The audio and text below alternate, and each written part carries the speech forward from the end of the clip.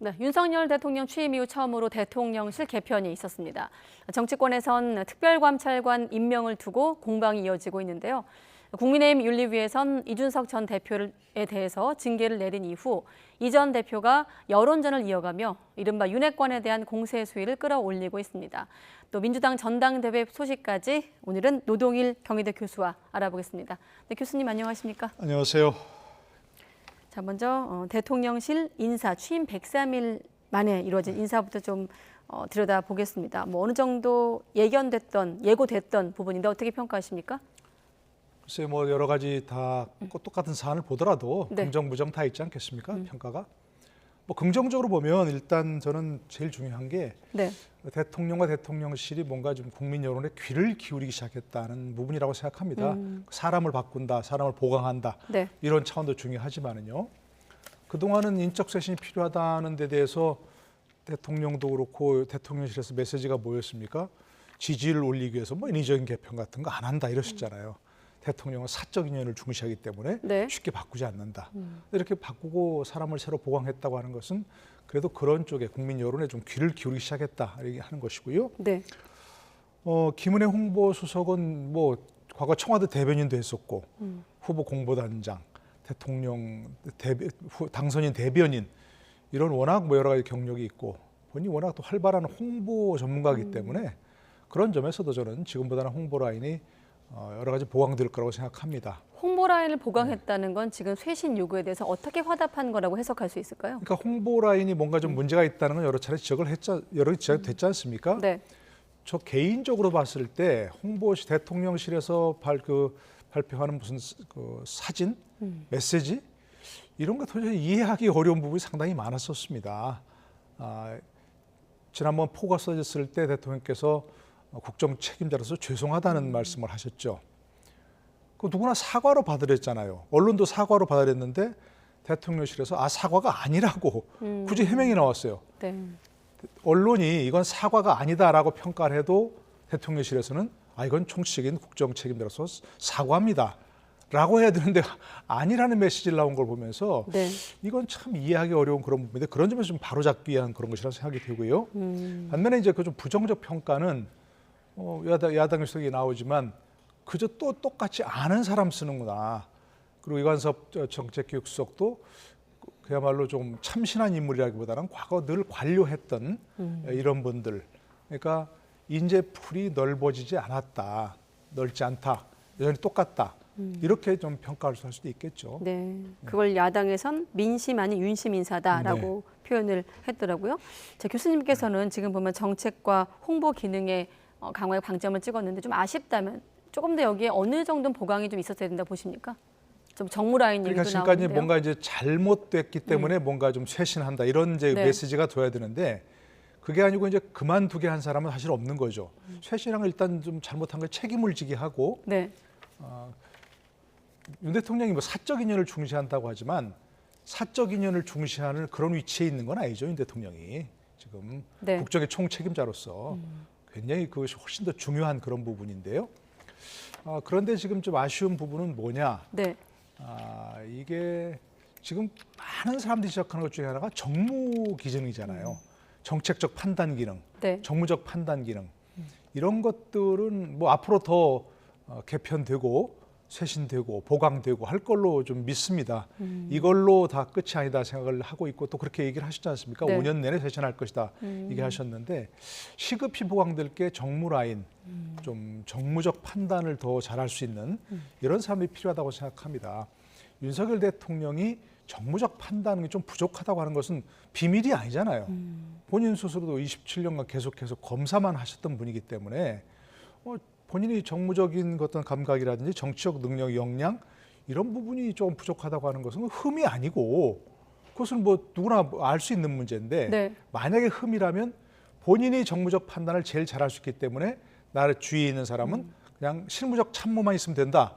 이렇게 하시면 오히려 그게 흠이 되는 거죠. 그래서 좀 정무적 판단할 수 있는 분들 그런 분을 쇄신을 하든지 더 보강을 하든지 이런 쪽으로 좀 계속해서 인사 쇄신이 있어야 할 것 같습니다. 네, 일단 여당 안에서는 국민의 뜻을 존중한 민생과 민심에 대한 대통령의 의지라고 표현을 했습니다만 이준석 전 대표 생각은 달라 보입니다. 어떻게 현재 여당의 생각과 다를까요? 한번 들어보시죠. 자, 김은혜 의원은 혁신이라고 봐야 됩니다. 홍보수석이 무슨 혁신을 해요? 아, 홍보라고 하는 것은 PR인데 예. 그쪽에서 나오는 걸 홍보하는 거지. 지금까지 우리가 이야기하는 혁신의 범주는 아닙니다. 아닙니까? 혁신이 아까 말했던 것처럼 불편한 것을 이야기할 수 있어야 되고 바꿀 지점을 이야기해야 되는데 약간은 이준석 대표 같은 좀 그런 말들이 있어야 된다는 거네요. 최소한. 아니, 적어도 뭐가 문제다는 얘기할 수 있어야죠. 그다음에 그 못한다. 방법론이 옳냐 그걸 어떻게 투사하느냐 이거는 기술의 문제지만은 네. 문제의식을 갖고 적어도 그거를 드러내 말할 수 있는 사람이 혁신을 하는 것이지. 네, 아예 홍보수석, 물 질문이 그렇게 나오긴 했습니다만 홍보수석이 무슨 혁신이냐 이렇게 대놓고 얘기를 했는데 최근에 이를테면 가처분 신청 이후 국면에서 이준석 전 대표가 저렇게 대통령실 혹은 윤핵관 세력을 향한 어떤 노골적인 비판에 나서고 있거든요. 뭐 그런 틀에서 해석하면 될까요? 그러니까 아까 얘기한 대로 지금 잘 말씀하셨어요. 사실 질문을 혁신이냐고 하니까 혁신 당연히 아니죠. 그게 홍보수석을 새로 기용한 것이고 네. 기존의 홍보수석을 뭐 대외협력 특보로 이렇게 이동시킨 그런 거니까 당연히 혁신이라고 보기는 어렵죠. 그러나 대통령실의 기능을 보강하고 홍보라인의 혼선, 그 나가서 국정 운영의 혼선을 좀 정리하는 뭐 그런 의미는 있다. 이렇게 이제 볼 수 있는 거죠. 네. 그러니까 이준석 대표의 뭐 말도 그렇고 그 질문에 따라 얘기한 것이지만 뭐 그 자체가 혁신이 아니라는 건 뭐 그건 사실이고 그런 전체적인 얘기 들어보면 저게 무슨 뭐 꼭 윤핵관 이른바 윤핵관이라고 하는 뭐 그런 사람들에겐 비난, 꼭 대통령의 국정 운영에 대한 비판 뭐 이런 거라고 보기는 어렵지만 네. 저는 저런 점도 얘기 들어도 좀 귀담아들여야 할 필요가 있다고 생각합니다. 결국 중요한 것은 아까 말씀드린 대통령의 인식, 생각도 마찬가지지만 지금까지 국정 운영 기조를 좀 바꾸는 것이거든요.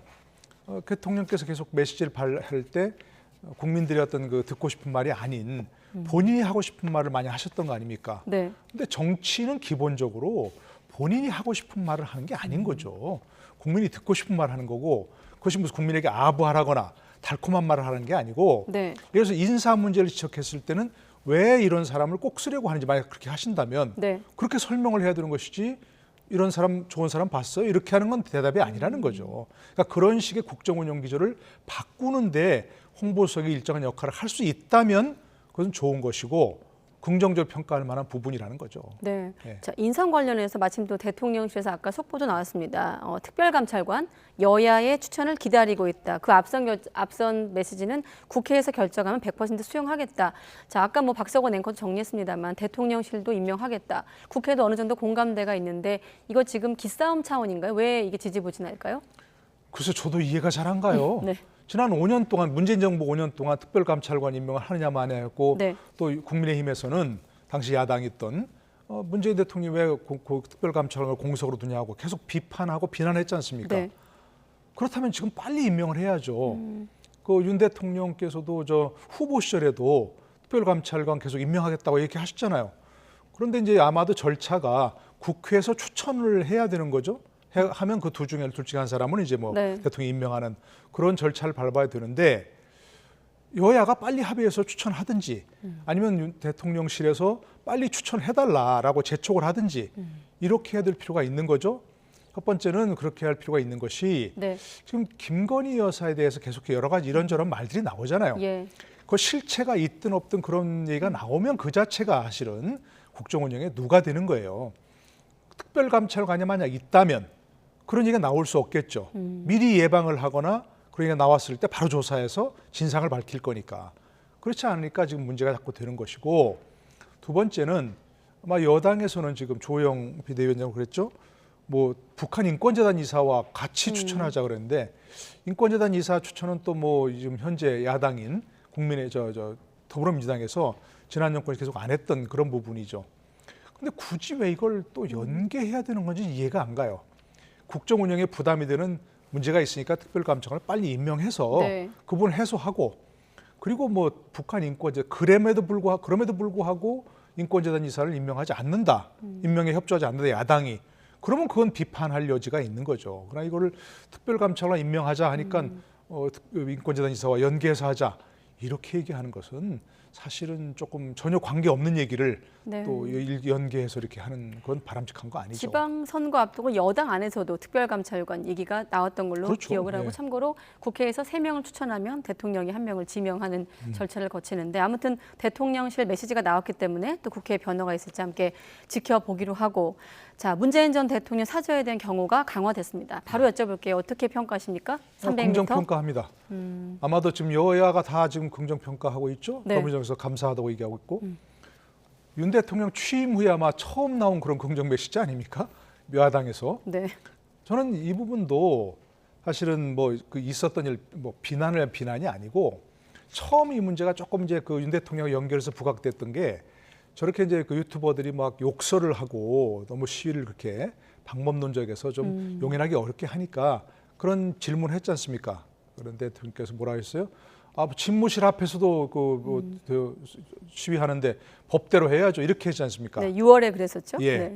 근데 그 부분도 대통령다운 메시지가 나오려면 법대로 해서 어떻게 법으로 막을 수는 없지만 그래도 욕설을 하거나 이렇게 지나친 방법을 쓰는 건 바람직하지 않죠. 네. 혹시 법으로 어떻게 무슨 도와줄 수 있는 방법이 있다면 한번 찾아보겠습니다. 이렇게 했다면 지금까지 아무 일 안 했더라도 문제는 없었죠. 근데 지금 이제 저 문제는 대통령 경호법에 보면 네. 경호처장이 경호구역을 확장할 수 있도록 돼 있어요. 지정할 수 있도록 돼 있어요. 그러니까 법에 근거한 권한인 거죠. 네. 근데 대통령 경호처장이 마음대로 할 수 있나요? 대통령이 그걸 지시하든지 네. 그 대통령 협의해서 해야 되는 거죠. 근데 저게 지금 그 김진표 국회의장이 만찬을 같이 하시면서 얘기를 했다는 거 아니겠습니까? 그걸 대통령이 받아들이고 저는 저런 것이 뭐 크게 문제 협치라는 게 뭐 거창한 게 아니고 네. 저런 거라고 생각합니다. 대통령께서 야당 뭐 원내대표도 야당 의원들과도 만나시고 그러면 야당 의원들도 야당 원내대표도 뭔가 좀 뭐 본인들이 뭐 성과를 얻기 위해서라도 뭐 건의라도 할 거 아니겠습니까? 네. 그 중에 뭐 가능한 것은 받아들이고 그러면서 여야 간의 대치 서로 비판 성명을 해도 정말 총질하듯 칼질하듯 그런 날카로운 게 아니고 비난을 위한 비난이 아닌 그런 성명으로 주고받을 수 있는 것이고 네. 그런 것들이 쌓이면서 협치가 되는 거죠. 이런 협치 행보가 또 지지율에 어떻게 영향을 미칠지도 앞으로 좀 추이를 봐야 되겠습니다만 앞선 뉴스 시간대 대담에서는 이 사저 문제하고 지지율과 좀 같은 맥락으로 좀 보는 시각도 있었는데 교수님 시각이 궁금합니다. 소폭이긴 하지만 지지율 회복이 되었거든요. 지금 보면은 네, 어떻게 그러니까 평가하십니까? 그게 이제 뭐 계속해서 이제 뭐 반등 어떤 그 추세로 가는지는 조금 두고 봐야 할 네. 문제인데 어쨌든 뭐 한 29% 그 언저리에서 조금씩 이제 그 올라가는 추세를 보이고 있는 건 분명하거든요. 네.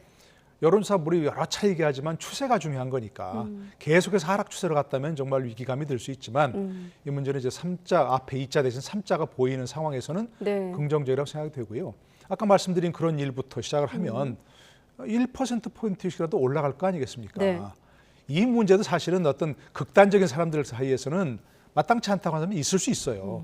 그러나 그런 극단적인 사람들보다는 상식적이고 평균적인 많은 사람들에게 호소할 수 있는 그런 사람들이 긍정적 평가할 수 있는 그런 국정을 운영해야 되는 거죠. 네, 정당 지지율도 한번 볼까요? 국민의힘이 소폭 상승하고 민주당이 이제 소폭 하락했는데 국민의힘 같은 경우도 이제 하락세를 잠시 멈춘 것으로 지금 나타나고 있거든요. 뭐 대통령 지지율과 맞물려서 지금 계속 당내 상황도 몇 주간 보고 있었는데 아무래도 좀 동반 같이 가겠죠? 동행하는 모습을 보이겠죠? 그렇죠. 특히 여당은 뭐 대통령 지지율과 연동될 수밖에 없는 것이고 네. 그래서 지난 대선 때도 사실은 더불어민주당이 그렇게 문재인 대통령의 지지율 이런 게 그렇게 신경을 썼던 거 아니겠습니까? 그러니까 집권 여당은 정부와 대통령과 그런 일체감이 있을 수밖에 없는 그런 것들이고요. 네. 근데 전 국민 저걸 보면서 민주당의 지지율이 굉장히 많이 올라야 되는 그런 상황인데 조금씩 떨어지고 있는 걸 민주당이? 보이고 있고 지금 전당대회라는 게 이른바 뭐 그 굉장히 그런 컨벤션 효과를 누릴 수 있는 시기 아니겠습니까?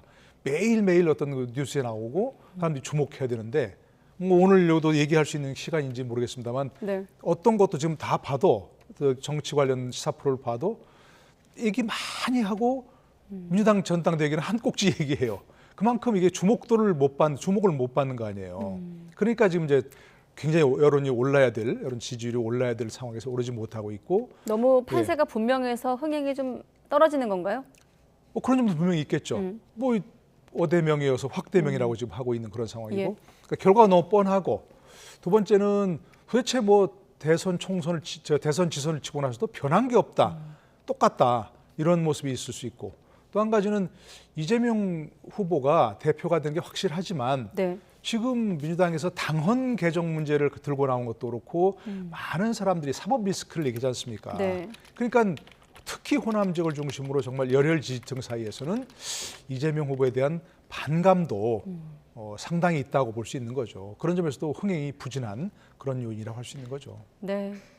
자, 그리고 당내 좀 상황으로 넘어가 보겠습니다. 말씀하신 민주당 얘기는 또 뒤에 여쭤보기로 하고, 자, 아까 잠깐 이준석 전 대표 대통령실 인선 문제 얘기할 때 했는데, 지금 보면 본인의 성접대 의혹 관련해서 경찰 수사에 윤핵관이 개입한 정황까지 거론했거든요. 물론 SNS를 통해서입니다만. 글쎄 이제 개입이란 말이 좀 걸려요. 뭐 어떻게 개입하고 있다는 거죠? 정확히 얘기해야 되는데 만약에 이제 완전 경찰 압력을 넣어서 이준석 대표가 성상납이나 이런 사실이 없는데 만들어내라 이런 식으로 압력을 넣었다? 그러면 그건 범죄죠. 네. 있을 수 없는 일이고.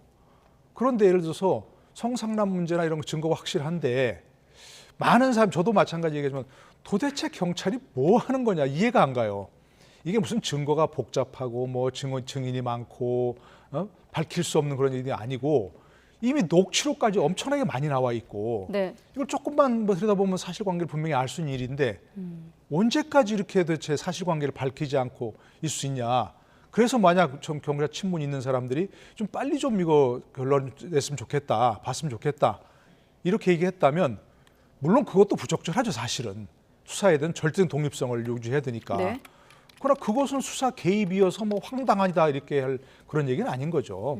그러니까 이준석 대표 지금까지 계속해서 특히 뭐 이제는 윤 대통령까지 막 공격하는 그런 상황을 보면 특히 이런 말까지 나오는 거 보면 네.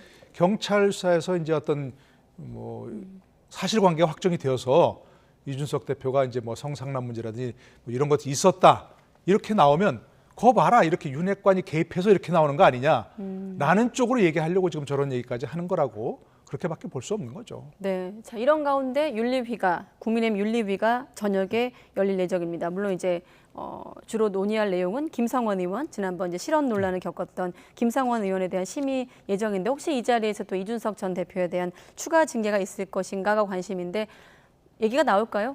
추가 징계가 있을 것인데 그거는 아닙니다. 있을 수 없습니다. 왜냐하면 징계한다면 뭐 징계 발의가 돼야 되고 안이 상정이 돼야 되고 네. 당사자를 소환해서 또 변명의를 들어야지 않습니까? 지난번처럼. 그럼 논의할 것인가 말 것인가가 지금 그 점 그렇죠. 이제 났군요. 예. 논의가 있을 것인가는 전 논의 있을 수 있다고 생각합니다.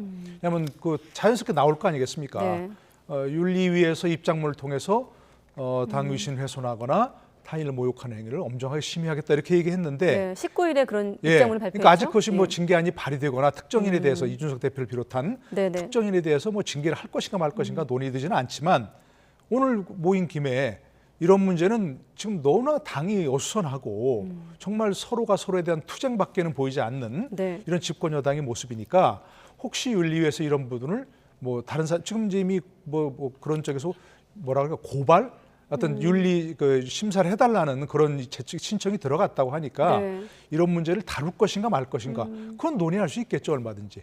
그러나 오늘 뭐 징계가 이루어지거나 징계를 할 것인가 말 것인가 결정하거나 그러지는 않을 거라고 생각합니다. 가처분 신청에 대한 어떤 결과가 판단이 없기 때문에 그 부분도 좀 고민스러울 물론이죠. 것 예, 같네요. 네. 일단 그 가처분 신청이 오늘 내일 나올 수 있는 그런 상황이고 네. 또 경찰 수사가 남아 있고 이런 상황이니까 아직까지 윤리위에서 뭐 적극적으로 먼저 그걸 뭐 징계하겠다 이런 식으로 징계안을 상정하거나 그러기는 어렵죠. 네. 사실 최근에 어떤 국민의힘 내부 상황을 보면 큰 틀에선 이준석 전 대표 윤핵관의 어떤 대립인데 그 갈래 중에 하나가 또 청년 정치인들끼리 어떤 대립과 갈등으로 좀 비화되고 있거든요. 그 중에 한 명이 또 장해찬 청년재단 이사장인데 뭐 2시 청년이다. 사실 이전에 7시 청년 얘기까지 들어봤는데 이번에 또 10시가 나왔더라고요. 청년 어떤 정치인들 간의 네. 대립은 어떻게 볼 수 있을까요? 당내에서. 글쎄요, 참 그래도 이준석 대표를 비롯해서 많은 청년 정치인들에게 굉장히 큰 기대를 걸었거든요. 저 역시 마찬가지였고요. 네. 저도 칼럼을 통해서 또 방송을 통해서 이준석 대표가 되는데 많이 일조한 사람이에요. 굉장히 응원을 했고 네. 그때까지는 정말로 저런 청년 정치인들이 많이 참여해서 정치에 참여해서 우리 정치를 좀 바꿨으면 좋겠다. 네. 이렇게 얘기했거든요. 근데 지금까지 이렇게 흘러온 것을 보면 이준석 대표는 정말 너무나 당내 그 주위에 분란을 일으키는 일이 너무 많다는 거죠.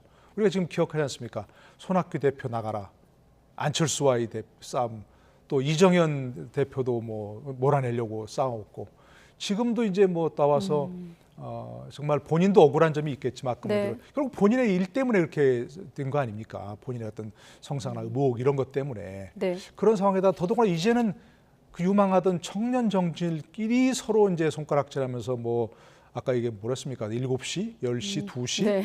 뭐 이런 다른 사람들은 잘 이해가 안 되는 뭐 정치권 조금 본 사람밖에 이해가 안 되는 그런 얘기로 서로 싸우고 이런 비난하는 거 광경을 연출한 것은 저는 정말 그 과거 우리가 기대했던 청년 정치인의 모습과는 너무 다른 것이고, 본인의 말을 빌리자면 나도 속고 국민도 속았다, 이준석에게.